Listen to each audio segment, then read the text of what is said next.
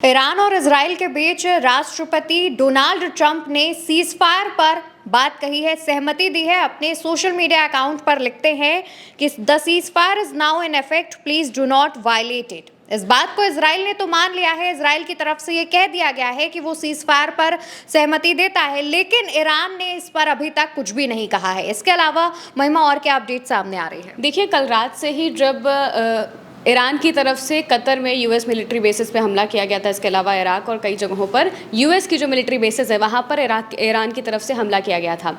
इसके बाद खैर जो हमले थे वो उनसे कोई नुकसान नहीं हुआ, लेकिन इसके बाद कतर की तरफ से बयान आता है और साथ में बहुत सारी चीज़ें होती। रात में करीब 10:30 पौने 11 बजे के आसपास ईरान हमला करता है कतर और बाकी जगह पे यूएस मिलिट्री बेसिस पे। इसके बाद रात के 2:30 बजे के आसपास जो डोनाल्ड ट्रंप हैं वो ट्वीट करते हैं। वो अपने ट्वीट में लिखते हैं कि सीज़ फायर का पहली चीज़ तो वो ऐलान करते हैं, इसके साथ में वो लिखते हैं कि जो ईरान है ईरान ने जो कतर पे जो हमले किए हैं वो काफ़ी वीक हमले थे और बाद में ये लोग मान गए हैं सीज़ फायर के लिए। लेकिन इसके बाद जो ईरान के विदेश मंत्री हैं, इसके अलावा खामनेई हैं, खामनेई की तरफ से तो कहा गया था कि आप जानते हैं कि ईरान कोई ऐसा देश नहीं है जो किसी के सामने घुटने टेक दे। ऐसी बात वो अपने ट्विटर अकाउंट से करते हैं। हालांकि वो डोनाल्ड ट्रंप के ट्वीट के पहले की बात है, लेकिन इसके बाद भी जो ईरान के विदेश मंत्री हैं वो सीधे तौर पर कहते हैं कि ऐसा कुछ भी नहीं है, किसी भी तरह की सीज़ फायर की बात हमारी इजराइल की तरफ से या फिर नेतन्याहू से नहीं हुई है। हालांकि ये बात कही जा रही थी कि जो ट्रंप हैं, ट्रंप इजराइल से सीधे तौर पर बात कर रहे हैं, वहीं जो उनके जेडी वैंस हैं, जो वाइस प्रेसिडेंट है, वो ईरान से लगातार कांटेक्ट में थे सीज़ फायर को लेकर बात करने के लिए। लेकिन ईरान की तरफ से साफ तौर से कहा गया कि ऐसा कुछ भी नहीं है और इसके बाद ईरान इजराइल पर कम से कम 6 बैलिस्टिक मिसाइल्स दागता है और ये काफ़ी उससे इजराइल को नुकसान भी होता है। इजराइल की जो आईडीएफ है जी, उनकी तरफ से भी लगातार ट्वीट्स आ रहे थे। वो कह रहे थे कि 3 घंटे से लगातार सायरन्स बज रहे हैं और लोगों को शेल्टर में जाना पड़ रहा है। ऐसे करके ट्वीट्स आईडीएफ की तरफ से किए जा रहे थे। अभी 1 घंटे पहले तक भी आईडीएफ की तरफ से यही ट्वीट किया गया था कि सायरन बज रहे हैं। अभी की अगर हम बात करें तो करीब 12:30 का समय हो रहा है, यानी कि 1 घंटे पहले तक 11:30 बजे के आसपास आईडीएफ की तरफ से ट्वीट किया गया था। कहा गया था कि सायरन अभी भी बज रहे हैं, यानी कि हमले हो रहे हैं। लेकिन उसी बीच में डोनाल्ड ट्रंप फिर से एक ट्वीट कर देते हैं, जो कि आपने भी बताया कि वो लिखते हैं seize fire is now effective, तो कि कोई भी वायलेट ना करे सीज़ फायर को, ऐसा वो कुछ लिखते हैं। उनका जो अपना सोशल मीडिया अकाउंट है ट्रुथ सोशल, उस पर वो ये लिखते हैं। उनके ट्विटर अकाउंट पे ये आपको नहीं मिलेगा, लेकिन जो उनका अपना ये सोशल मीडिया प्लेटफॉर्म है उसमें आप देख सकते हैं कि इन्होंने लिखा है the seize fire is now in effect. ये ट्रुथ सोशल पे अपने डोनाल्ड ट्रंप लिखते हैं। हालांकि ट्विटर पे आपको नहीं देखने को मिलेगा, लेकिन इसके बाद भी ना ही ईरान की तरफ से ना ही ईरान के विदेश मंत्री की तरफ से कोई आधिकारिक बयान आता है इसको लेकर। इजराइल की तरफ से भी कुछ नहीं कहा जाता है। लेकिन अब जैसा कि आपने बताया कि इजराइल की तरफ से ऐसा कहा जा रहा है, रिपोर्ट्स के जरिए है, ये ना ही बेंजामिन नेतन्याहू के ट्विटर अकाउंट पर कहीं ये बयान देखने को मिल रहा है, ना ही इसके अलावा आईडीएफ या फिर इजराइल के जो आधिकारिक अकाउंट है वहाँ पर देखने को मिल रहा है। ये रिपोर्ट्स के जरिए मीडिया द्वारा बताया जा रहा है कि जो प्रधानमंत्री है बेंजामिन नेतन्याहू, उनकी तरफ से ऐसा कहा गया है कि इसमें एक और जानकारी ये है कि जो नेतन्याहू का पीएमओ अकाउंट है, जो इजराइल का पीएमओ अकाउंट है, उससे सहमति दी गई है और उसमें ये बताया गया है कि जो नेतन्याहू है, इजराइल के प्रधानमंत्री जो हैं, वो अब इस पर बाद में आकर के जो आधिकारिक ऐलान है वो करेंगे, वो बयान करेंगे। वो तो उन्होंने कहा ही था। साथ ही उन्होंने ये भी कहा था कि उन्होंने ऐसा कहा है कि हमने डील को मान लिया है, और उन्होंने ये भी बताया था कि जो लास्ट मिसाइल टारगेट है वो इजराइल की तरफ से ईरान की तरफ से किया गया था और इसमें उनके कुछ करीब 4 लोगों की मौत हुई है। ये बात उन्होंने कही थी कि इजराइल ने इसके बाद कोई टारगेट किए थे ईरान में, लेकिन उसके बाद अब हमारी सहमति बन चुकी है सीज़ फायर को लेकर। लेकिन ईरान की तरफ से अब भी कोई बयान सामने नहीं आया है, जिस वजह से बहुत सारी बातें कही जा रही हैं, क्योंकि ना ही ईरान के विदेश मंत्री ने कुछ कहा है, ना ही ईरान का मीडिया इसको लेकर कोई सहमति बता रहा है। कहा जा रहा था कि जो एक प्रेस टीवी करके है उसकी तरफ से कहा गया था सीज़ फायर को लेकर कि ईरान मान चुका है, लेकिन जो आधिकारिक तौर पर अगर आप बात करें तो ईरान की तरफ से अभी तक कोई ऐसा बयान सामने नहीं आया, जिस वजह से काफ़ी सारी अटकलें लगाई जा रही हैं कि ऐसा क्यों हो रहा है। क्या ये इजराइल या फिर जो ट्रंप है उनकी तरफ से चली गई कोई चाल तो नहीं? क्या वो ये तो नहीं दिखाना चाहते हैं कि ईरान के जो लोग हैं वो निराश हो जाए और वो ये समझे कि ईरान हार मान चुका है या ऐसी कोई बात कर चुका है? हो सकता है ऐसा। ये सारी बातें जो लोग अपने अपने अलग अलग अटकलें लगा रहे हैं। कहा जा रहा है कि जिस तरह से जब इंडिया पाकिस्तान के बीच में चीज़ें होती तभी जो ट्रंप है वो आगे आकर कह दिया था, उन्होंने सीज़ फायर का ऐलान कर दिया था, लेकिन उसके बाद में हमने देखा था कि किस तरह से चीज़ें चली थी।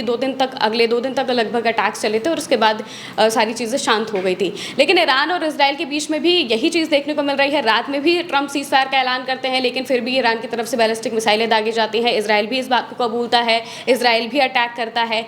लेकिन ईरान की तरफ से एक और बात कही गई थी कि जब तक इजराइल हमले नहीं रोकेगा तब तक हम हमले नहीं रोकेंगे। यानी कि इजराइल की तरफ से अभी हमले रोक दिए गए हैं। इजराइल की तरफ से जो लास्ट अटैक किया गया था उसके बाद से नहीं किया गया है।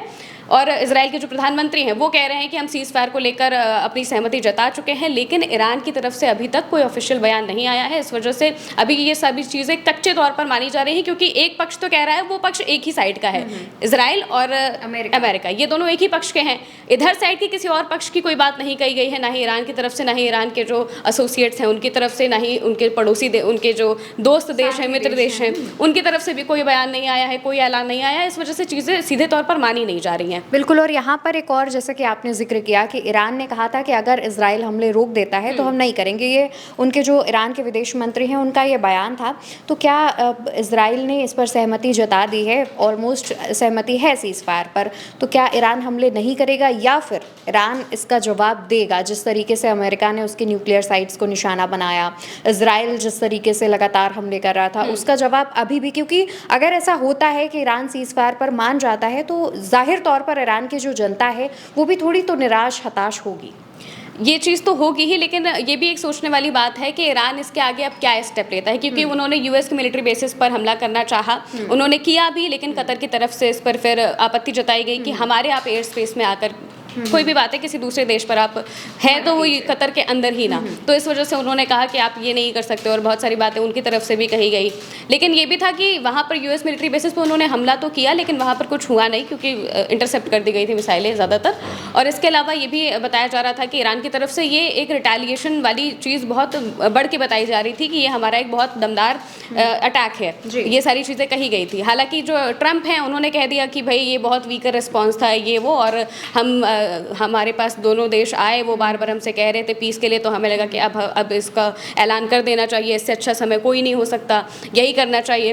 हालांकि ईरान की तरफ से बार बार यही कहा जा रहा था कि ये युद्ध हम पर थोपा गया है, हम जानबूझकर कभी भी इस युद्ध में पड़ना नहीं चाहते थे, हम तो एक पीस टॉक कर रहे थे अपने न्यूक्लियर प्रोग्राम को लेकर। अमेरिका से बार बार हम इसको लेकर बात करने वाले थे, 15 जून को हम इस पर बात करने वाले थे, लेकिन 13 जून को ही इजराइल की तरफ से हमला कर दिया जाता है। इस वजह से वो ये कहते हैं कि भाई आप बात करने लायक नहीं है, आपने हमको धोखा दिया एक तरीके से, क्योंकि आपने बात हमारी ना सुनी, ना उस पर कोई ठीक से बात की, बल्कि इसके पहले सीधा हमला कर दिया, जिससे कि भाई ईरान के लोगों को भी दिक्कत हुई, ईरान की जो गवर्नमेंट है उन्हें भी दिक्कत हुई, उनके न्यूक्लियर प्रोग्राम को बहुत सारी दिक्कतें आ सकती हैं। हालांकि उन्होंने जो यूएस की तरफ से जब अटैक किया गया था तो उन्होंने ऐसा सबसे ज़्यादा तौर पर यही माना जा रहा है कि उन्होंने उनके पास जो 400 किलो यूरेनियम था उसे वहाँ से हटा लिया, क्योंकि वो हमने तस्वीरें भी देखी जो सैटेलाइट की तरफ से सामने आई थी कि कई सारे ट्रक्स खड़े थे फोर्डो न्यूक्लियर बेस के पास में, और वहाँ से ऐसा माना जा रहा है, क्योंकि रेडिएशन लीक की भी कोई बात आईएईई की तरफ से नहीं कही गई है, ना ही किसी और बॉडी की तरफ से कही गई है जो इन सारी चीज़ों की देखभाल करता है, उनकी तरफ से यही कहा गया था कि किसी तरह का रेडिएशन लीक नहीं है।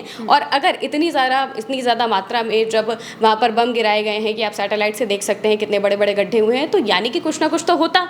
अगर वहाँ पर हमला किया गया होता, वहाँ पर कुछ चीज़ें होती, न्यूक्लियर होता, यूरेनियम होता, कोई भी इस तरीके की चीज़ें होती, रेडियो एक्टिव तत्व होता, तो वहाँ पे रेडिएशन निकलता ही निकलता, लेकिन कुछ भी नहीं हुआ। और ईरान की तरफ से भी यही कहा गया था कि हमने जो भी चीज़ें थी, जो हमारा मटीरियल था, वो हमने वहाँ से अपना पहले ही हटा लिया था, क्योंकि हमें इस चीज़ की आशंका थी कि ऐसा कुछ होगा ज़रूर। इसके बाद वो मिलिट्री बेसिस पर अटैक करते हैं और बहुत सारी चीज़ें करते हैं। इस बीच इसराइल पर भी बहुत ज़्यादा भारी मात्रा में अटैक होता है, वहाँ पर लोग शेल्टर वेल्टर में जा रहे होते हैं, बार बार IDF पोस्ट कर रहे होते हैं कि भाई सायरन बज रहे हैं और ये हो रहा है, वो हो रहा है, बार बार ये बातें बोलते हैं वो। महिमा, यहाँ पर स्ट्रेट ऑफ हॉर्मुज की अगर हम बात करें तो उसको जैसे ईरान की संसद ने ये पारित कर दिया था कि वो उस पर फैसला ले चुके थे कि हम उसे बंद कर देंगे। अभी तक इस पर अगर देखा जाए तो हाल में जब ये फैसला लिया गया तो अमेरिकी विदेश मंत्री मार्को रूबियो ने चीन से कहा था कि आप इस मामले में पढ़ें, लेकिन क्या इस पर अभी कोई अपडेट आया है? देखिए, ईरान की जो संसद है उनसे ये पारित कर दिया गया था, लेकिन एक और बॉडी है SNSC करके है, जो कि ये विदेशी जितनी भी चीज़ें होती हैं उनमें ध्यान देते हैं, और उसमें लास्ट मोहर अगर उनकी लग जाती है तो ही कोई चीज़ पारित होती है। तो वो अभी वहाँ पर गया हुआ है SNSC में, वहाँ से पास होगा तो ये हो जाएगा कि हाँ, हॉर्मुज़ स्ट्रेट को पूरी तरह से बंद कर दिया जाए।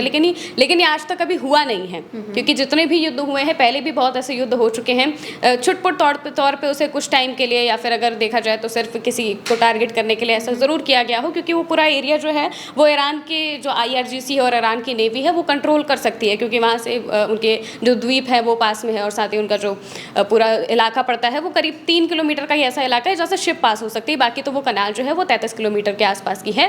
तो वहाँ पर उसे कंट्रोल करना आसान है, लेकिन अभी तक ये पास नहीं हुआ है ईरान की संसद से। ईरान की संसद से तो पास हो गया है, लेकिन एक और जो उनकी बॉडी है, ईरान की ही अपनी नेशनल बॉडी है, अगर वो पास कर देती है तो ऐसा माना जाएगा कि स्ट्रेट ऑफ हॉर्मुज़ बंद हो जाएगा। और इसीलिए जो अमेरिका है वो तिलमिलाया भी है और वो चीन से सीधे बात करने पहुंचा है कि भाई आप उसको संभालिए, आप इसको बंद मत होने दीजिए, बात करने दीजिए, क्योंकि इससे नुकसान जो है वो पूरी दुनिया का ही होगा। सिर्फ अमेरिका की बात नहीं है, अमेरिका का भी होगा, चीन का भी होगा, क्योंकि वो भी उसी जगह से ही तेल मंगाते हैं। अगर हम बात करें वो जो पूरा एरिया है वहाँ पर अलग अलग देश पड़ते हैं, बहरीन है, कुवैत है और अलग अलग जो देश हैं उनके पास वही एक एरिया है जो स्ट्रेट ऑफ हॉर्मुज़ का एरिया है, वहीं से वो अपने शिप्स निकाल सकते हैं। इसके अलावा कोई रास्ता है नहीं, तो उसे बंद करना बहुत मुश्किल होगा। और जहाँ तक अभी तक पास नहीं किया गया, और अगर अब सीज़ फायर हो जाता है तो फिर उसे बंद करने का कोई मतलब नहीं निकलता है कि अगर सीज़ फायर कर दिया जाएगा तो। लेकिन हमें लगता है कि ईरान जो है वो अब एक बड़े लेवल पर कुछ ना कुछ तो ज़रूर करेगा, क्योंकि अगर इतनी बड़ी चीज़ उनके देश में हुई है, उनका यूरेनियम, उन्हें सारी चीज़ें हटानी पड़ी है अपनी, और हो सकता है कि उनके पास, क्योंकि सामान तो उनके पास अभी भी है, ये हर कोई जानता है कि सामान उनके पास है, तो वो हो सकता है कि किसी न किसी तरीके से अपना न्यूक्लियर प्रोग्राम को और ज़्यादा तेज़ी लाएंगे उसको बनाने में, या फिर जो भी कुछ करेंगे। सीज़ फायर का ऐलान ट्रंप की तरफ से किया गया है, इजराइल की तरफ से किया गया है, ईरान की तरफ से अभी तक इस पर कोई बयान नहीं आया है। बिल्कुल। और देखिए, ईरान की तरफ से सीज़ फायर पर सहमति होती है या नहीं होती है, ये भी देखने वाली बात होगी। और इसके साथ साथ ये भी देखा जाएगा कि जिस तरीके से इजराइल और अमेरिका ने ईरान पर अटैक किया है, लेकिन उसके बावजूद ईरान भारी पड़ता नज़र आया है इस जंग में इजराइल पर भी, क्योंकि इजराइल का जो एयर डिफेंस सिस्टम है आयरन डोम, वो भी ईरानी मिसाइलों के आगे लगभग फेल हो गया था। इसके बाद अब ईरान क्या स्टेप लेता है, इस पर सभी की नज़र टिकी हुई है। ईरान सीज़ फायर पर सहमत होता है या नहीं, ये सबसे बड़ा सवाल फिलहाल बना हुआ है। लेकिन हमारे साथ जितनी भी जानकारी महिमा ने साझा की है उसके आधार पर अगर देखा जाए तो ऐसी चांसेस बहुत कम लग रहे हैं कि ईरान अमेरिका की तरफ से किए गए सीज़ फायर के ऐलान पर सहमत होता है। इस पर फिलहाल आपकी क्या सोच है, आप क्या सोचते हैं, कमेंट सेक्शन में बताइएगा। इस चर्चा में फिलहाल के लिए इतना ही। कोई भी अपडेट सामने आएगा तो हम आप तक जरूर पहुंचाएंगे। नमस्कार।